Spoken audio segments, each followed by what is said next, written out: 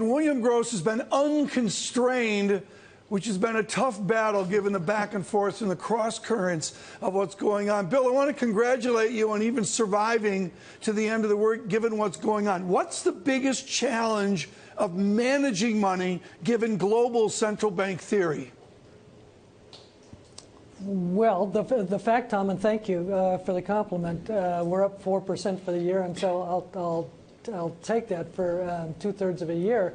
But the biggest challenge is obviously what the central banks are doing in terms of producing near 0% interest rates and in many cases negative interest rates, and the judging going forward of what they may continue to do. We know that the BOJ on Thursday night will probably have a special surprise for us, and we know with near 100% certainty that the MPC in the UK will initiate some program in August, and so yields move lower and lower and lower to near unfathomable types of levels.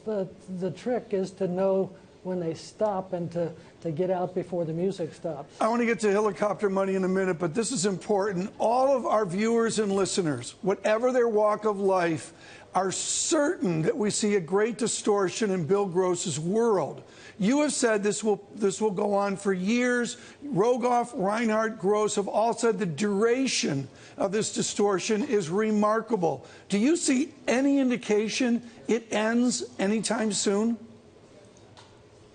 Well, no, not yet, because the objective of central banks is to produce not only real growth but nominal growth, and that's why we hear about inflation all of the time, certainly from Japan and from the ECB. Countries and global economies need nominal growth in my opinion, 3 to 4 to 5% in order to pay bills that were incurred over the prior 5, 10, 15 years.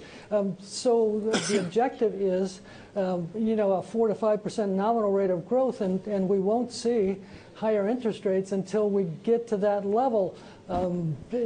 We may never get to that level based upon some of the current conditions in terms of productivity and economic growth forecasts going forward in real terms that are 1 to 2% at best in the United States. But we'll have to see. If they don't succeed at generating nominal GDP growth, Tom, they're going to stay where they are. Right.